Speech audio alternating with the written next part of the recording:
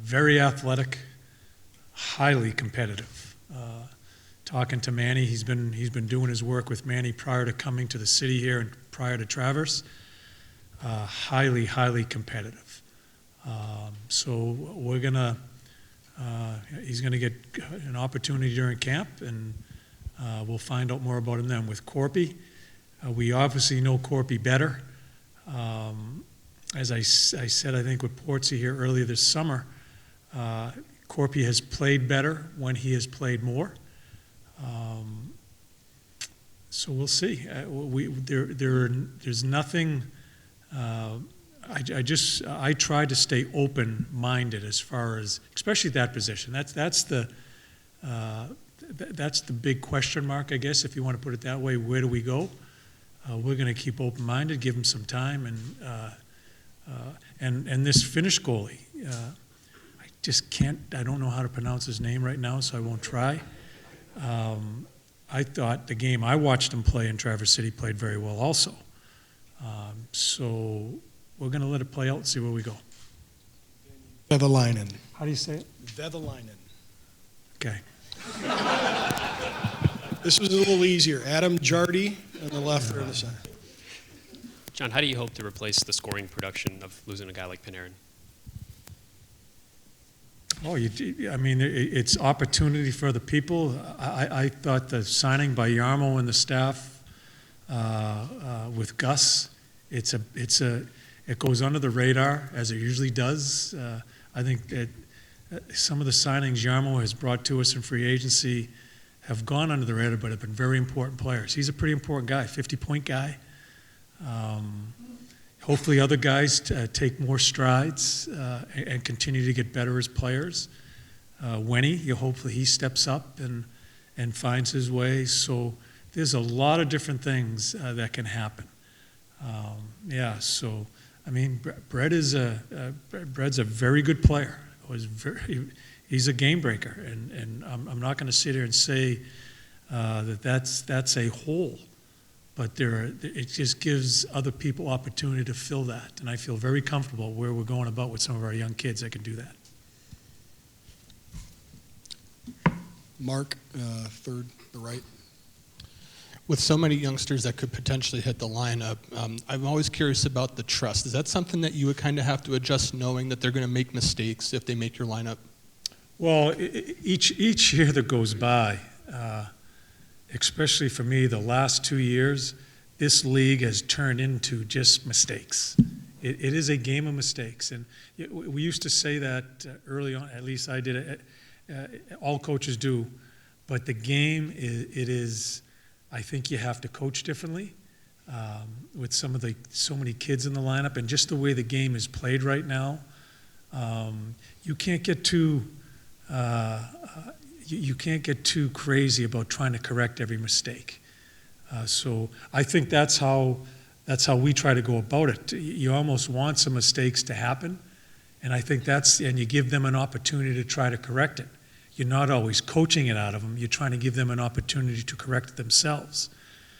The mistake that is made all the time, every time, and that keeps on coming at you, those are the ones get under a coach's skin.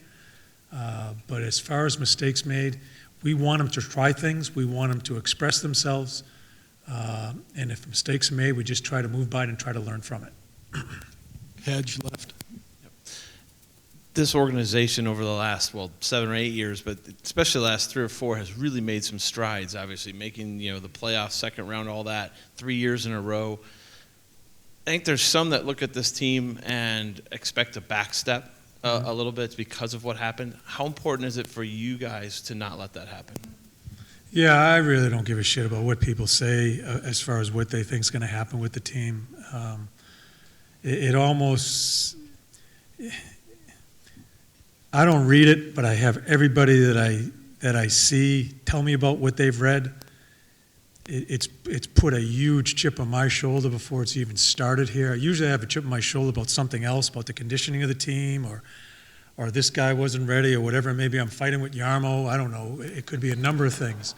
But this one here, it's in place and has been in place for me for a number of weeks now as people talk at me. So we're going to go about our business the way we think we need to go about it. It almost gives you a really good push into that mentality of just staying with one another here in the locker room and getting about it, and that's how we're going to try to do it here. And I have a tremendous amount of confidence in the core of this group, and I think the right type of arrogance that we displayed, albeit we don't get out of the second round, but I thought we played some really good hockey even in that second round when we were eliminated. I just don't want us to lose that. And we just got to close our ears and just worry about ourselves and go about our business the right way. Mitch, front left. Hey, John, you mentioned Wenny.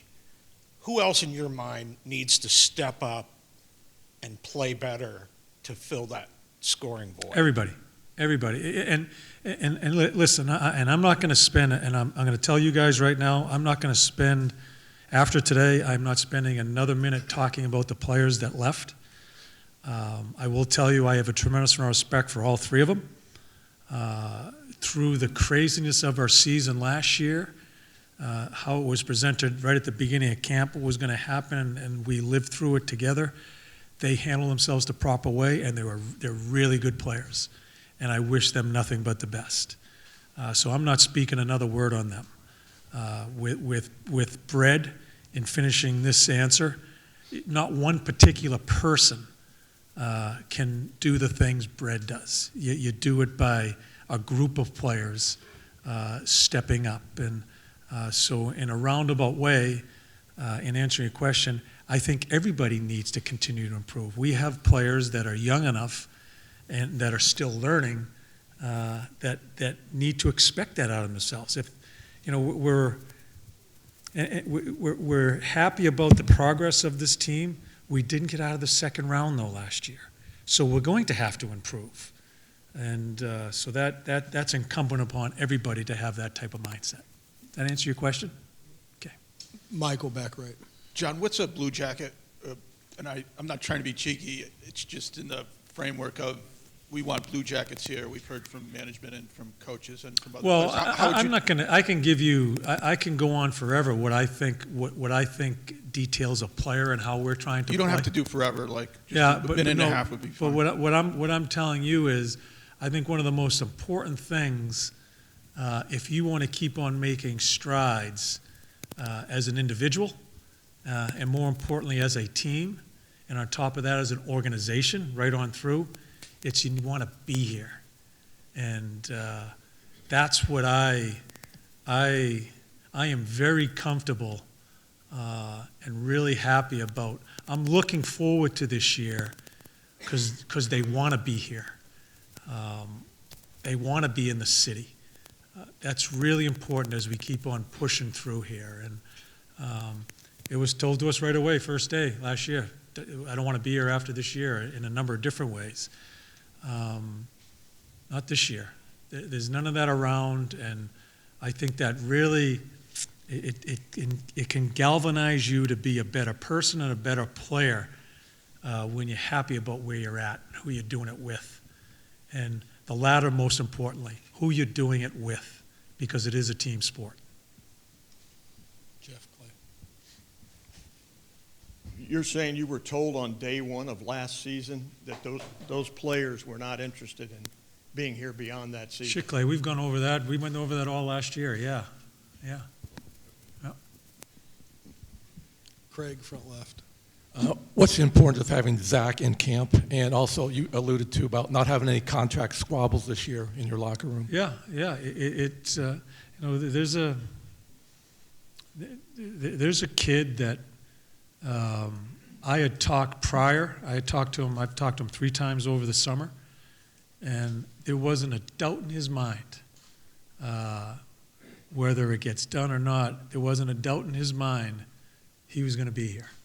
And that's what I appreciate, and because he wants to be here. He wants to be with his teammates. And again, to answer and the last question there, being with the right people, wanting to be with the people. That's so important to a team concept. And yeah, so I think, and I don't want to get into the business end of it, but I think it's a really good situation for him as far as having 3 more years here to keep on progressing and keep on learning the game with the people that he likes having around him. And I'm thrilled that he's here. He's a huge part to this team and organization. And I think out of a player that has progressed, you're always talking about players progressing.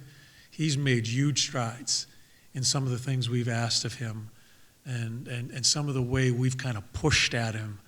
I think he's grown up really quickly here, and I just think there's so much more there, and I'm really anxious to watch that. Allison? John, you've taken this team through a couple evolutions, turning the defense into your engine, the offensive creativity. Are there wrinkles or new things to the on-ice identity you want to bring to the team this season? Yeah, I think in a general term, Allison, that I think you go to some inexperience in our goal, whoever it may be, 1, 2, 3, I'm not sure where it all falls, but there is some inexperience there. We're not going to hide from that. I think we have to change a bit our style in order for them to understand the league. Corpy's been in the league played some games with the other 2 guys. Size of the rink and all that, they have to get used to that. I think we've got to be above the puck, and we've got to be thinking about a little bit more defense and trying to create our offense out of transition. The game of hockey is transition. That's what the game is. It's just, where do you transition from? So we're going to really concentrate about being above that puck, trying to let these guys feel very comfortable that we have numbers back and not get into the odd man rushes. And, we changed our style in the playoffs versus Tampa. So I think it really feeds nice into how we're going to try to approach it as we start this year. Time for one more from Torts. Lori? Coach, you talk about it being a league of mistakes. As a coach, does that mean that you have to be more willing to try new things, or do you almost have to double down on a philosophy and get your guys to that place? No, I think, Lori, that the way I'd answer that is it's not doubling down. It's allowing them. It's kind of almost the opposite. It's allowing them to live through it, and it's been a very difficult progression for me, because I used to be that guy that you dot every damn I and T, and you almost turn them into robots. The puck's here, you're there, and the game isn't played that way, especially now. So I think you need to let them go a little bit and live through some of those mistakes without thinking they're going to be browbeated when they come to the bench. And I think players develop quicker when they try to figure it out on their own a little bit. I say again, but if it's constantly the same thing, then that's when we have to step in. So, it's a different game. It's a different game. It's changed so much here, for me, especially the last 3 years, is that you need to join in with them a little bit. They'll be disciplined at certain times when it needs to be, but it's not always looking for that. It's not always looking for the mistakes. You kind of have to go the other way. And, so we'll see where it goes. Thanks, Torts. Okay. Thanks, guys. Is Bemstrom cleared to skate at the start of camp? Yep, Okay. it is. And what were it was Foodie and Mateau that won't be clear to go. What are their situations? We're looking into the Foodie situation. Mateau had a little procedure on his knee, and he's going to be ready soon, but not from the start of the camp. Okay. And any guess when Hannakainen might be here? No, unfortunately, that's a little. How should I say it? It's a unfortunate situation with the immigration. We don't know. We don't have an answer. Edge. I'll give you the same one I gave towards how important is it for you guys, especially in your tenure here, where you've come from to where you are now, to not take a back step this year? Well, we're always looking to improve. sometimes you have to meet some challenges in the way that the team progresses with the contracts expiring and free agents, the rights of free agency being in front of some players, and that's why you build through the draft and develop players, and you plan ahead many years, and if you have your depth chart stocked with good prospects that are ready to make an impact on your team, then you're hoping that those guys can step in and not only make your team, but make an impact on it. And that's why we didn't really go out and try to sign a lot of veteran players, because we feel that the prospects that we have that are ready to do that deserve a chance, deserve a long look of where they're at and what they can do for our team now. So that's why we're kind of anxious to get started here and see where we're at. But I always say this, that the Traverse City Tournament is a great indication. Usually the players that can be a step above the regular level of play and dominate there are usually very close to making the team, not only making the team, but also making an impact on the team. And Texier was excellent in that tournament. And there were others too, but he was clearly a level above the regular play there. So I think he's going to have a real good chance of not only making our team, but making our team better. Jared in the back. Jarmo, on the subject of Texier, we saw him this summer when he was at development camp, obviously just coming out of Traverse City. Still a very young man, obviously, but you're kind of getting at this point, I think, about are you forecasting for him some pretty special things? Do you see him as the kind of scoring threat that could take you to another level? Well, we'll go one step at a time and let him develop here. He's a young man, just 20 years old, but he's clearly developed physically this summer too. He had a healthy summer this year, unlike the last two before, where he had some health problems and didn't really get to put the work in as you would normally hope. In the off season, he comes back and he's gained about 10 pounds of muscle in the off season, and he looks bigger and stronger, and we could see it on the ice too. But I'm not going to be projecting for points or goals here. I don't do that for any of the players, but he's been progressing the way ever since we drafted him. He's been taking huge steps forward, playing in a very good league in Finland for 2 years and being one of the better players in that league last year, stepping into the American League and being a dominant player there at the end of the year last year, and then coming into the NHL and looking like he belonged right away and even playing in the playoffs. So I think the natural progression for him is now to make our team and be a full-time member of the Blue Jackets and hopefully make an impact for us to be better. No one else? Mark here. So you talk about Liam Foodie. I'm curious about your thoughts on, they might talk about in the CBA with a 19-year-old, if you can assign him to the AHL. Is that something that you'd be in favor of if they change that? Because you can either make your roster or would have to be sent back to London. Well, I think it's a case-by-case thing. There are some examples, and I'm not getting into any names, but players that have played 3-4 years already in junior and really wouldn't have much to gain as far as their development goes to play another year. I understand some of the teams and wanting to put that player in the American League, but at the same time, I respect the programs that the junior teams have, and they want their best players back as long as they have the right to do so. So with Liam Foodie, if he doesn't make our team, he's going to London, and that's it, and there's no reason to speculate that. Unfortunately, he's injured right now, but hopefully he'll get healthy soon and we can get him back into camp. Matt here. Just what is your confidence level in goal this year with the guys that you have? Obviously, losing Bob, but I assume feel pretty good about it. But what's your confidence level with this group? It's very high. Otherwise, we would have done something differently. And we have two very talented young goalies that haven't really gotten their opportunity to show that they can play in the NHL. Now they'll get that opportunity. Corpy like Torch said, played his best hockey when he got an opportunity to play a lot of games in a row when Bobrovsky was hurt, and he put some very good numbers up in those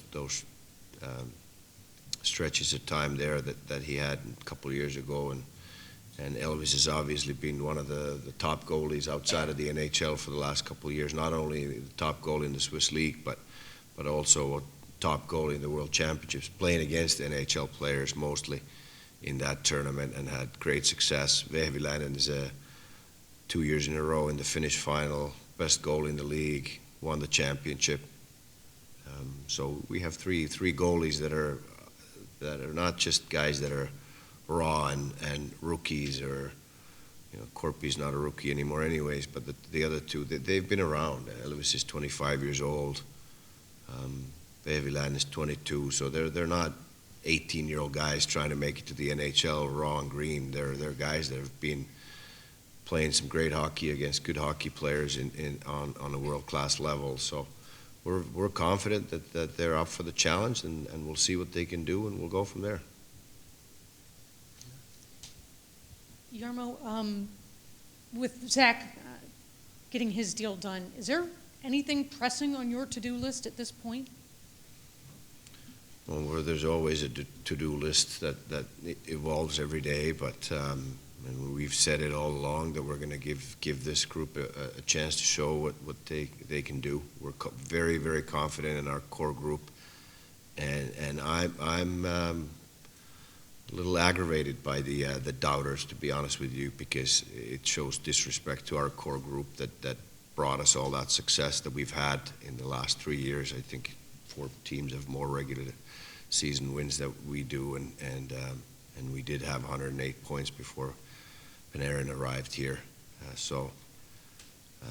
Yeah, I'm a little upset about all that and getting fed up talking about it, but yeah, we're gonna surprise some people with the young players that we have coming in. And Emil Bemstrom, now he's cleared to play. He had 23 goals in the Swedish league last year, and there's 2 pretty good players, and one being the Rookie of the Year last year in the National Hockey League, and Kent Nielsen, that scored more goals at that age or as a teenager than he did. So whether he's going to be as good as those 2 guys, I don't know, but time will tell. But it's also pretty hard to be the #1 goal scorer in the Swedish Elite League. So I think he's up for the challenge, that there might be a great opening here and great opportunity for a winger. Right-handed shot, placed the left side. Who knows? We'll see. Marco Dano's coming back. With the open spots and the need for scoring, this would seem a prime time for Sonny Milano to establish himself. How big of a make-or-break year is this for him? And second part of that, will his legal issues interrupt his camp at any point?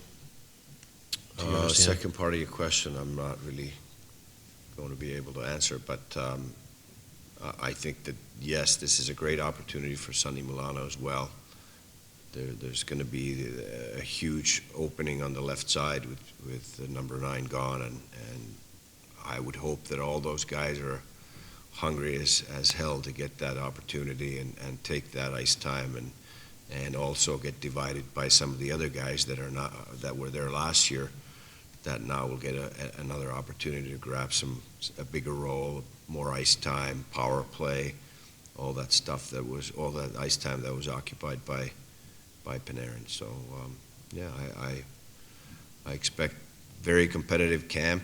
I think that we've shown all along that it's not your status, your contract, your experience, or any of that matters. It's what you do on the ice. So I would think that creates a great competition for our camp. Our D group should be still one of the best in the league, and we'll see how our talented young goaltenders do.